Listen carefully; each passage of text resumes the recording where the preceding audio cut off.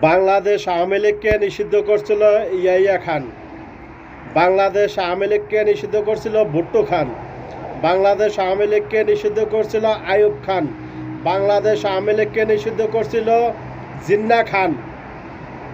এখন সর্বশেষ বাংলাদেশের সুদ খান, ইনোজ সুদ খান বাংলাদেশ আওয়ামী লীগকে নিষিদ্ধ করছো।